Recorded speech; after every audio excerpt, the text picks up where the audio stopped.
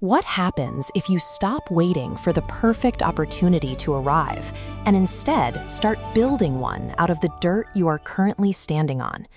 Take a look at this abstract Y intersection. Every day you walk up to a decision point like this.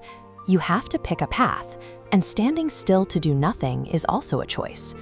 To figure out which path to take, you must look through what we call the oculus, an honest, unblinking assessment of your own roadblocks and limitations. That assessment leads to the you, who you ultimately discover yourself to be. This YOU cycle takes practice. To see how it functions in the real world, we are going to examine the life of Noemi Chavez. Noemi's starting line was defined by extreme tension. She grew up in a rural village in Michoacán, Mexico, surrounded by crushing poverty and an abusive household, where securing a single meal required hours of grueling agricultural labor. In a landscape this rigid, failure is the baseline expectation. Navigating it required Noemi to adopt a different rhythm, making conscious choices at every crossroads, coldly assessing her surroundings, and testing her own capabilities at each turn.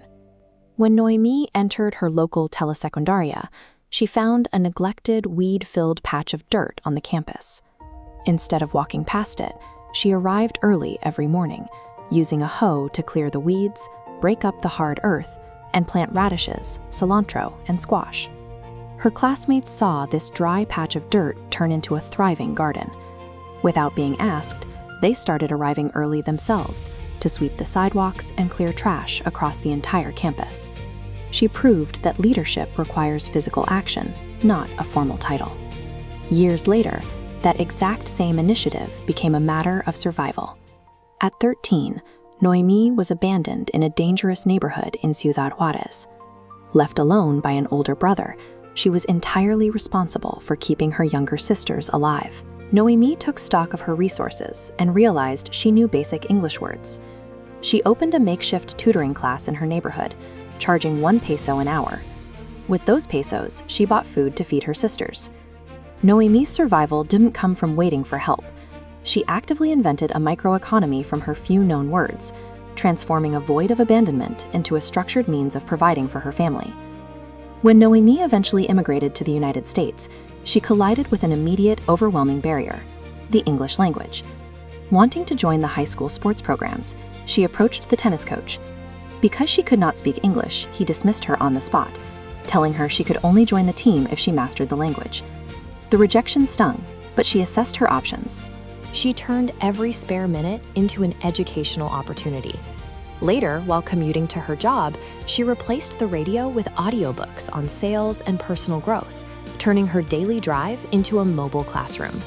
By the time she reached college, she had mastered English. Remembering the tennis coach who turned her away, she co-founded an ESL club specifically to educate and train new immigrant students so they would not face those same isolating barriers. Visionary leaders do not view rejection as a stop sign. They use it as the exact raw material required to build their own doors. That language barrier was difficult, but the institutional discrimination Noemi faced in high school was much more insidious. She was assigned a guidance counselor who viewed her entirely through the lens of a demographic statistic. During a meeting about her future, the counselor explicitly told Noemi not to waste his time. He told her she would be lucky to simply pass her classes, projecting that she would end up pregnant and drop out, just like he assumed all other young Latinas did. This chart maps out the specific growth pattern Noemi applied to this massive obstacle. It moves from a direct challenge to internal reflection to a calculated course correction, and finally into measurable growth. Instead of internalizing the counselor's toxic expectation, Noemi used profound self-awareness to examine the challenge.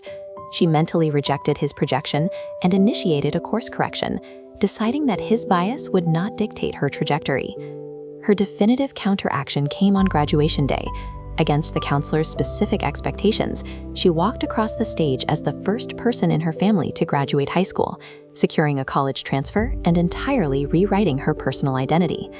Your identity is not the label assigned to you by broken institutions. Your identity is forged exclusively by the choices you make during a course correction. We have looked at Noemi's story, but now it is time to look through it.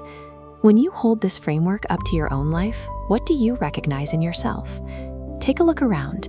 What is your current barren patch of dirt? A neglected professional project, a strained family relationship, or a completely ignored talent? You can apply the YOU cycle to that specific problem right now. You hit the why and decide to act.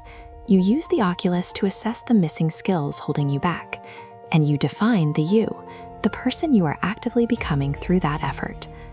Reflecting on her journey, Noemi wrote, "De lo bueno aprendes, de lo malo enmiendas." From the good, you learn. From the bad, you make amends. Every day brings new experiences, pushing you towards more ambitious goals and a renewed mentality. Your immediate circumstances dictate where you begin, but they rarely have the final word. The arc of Noemi's life shows that while the dirt is real, the choices you make within it determine where you eventually land. So, what choice can you make today that your future self will thank you for? This is wisdom for your day. Remember to be yourself. Everyone else is taken.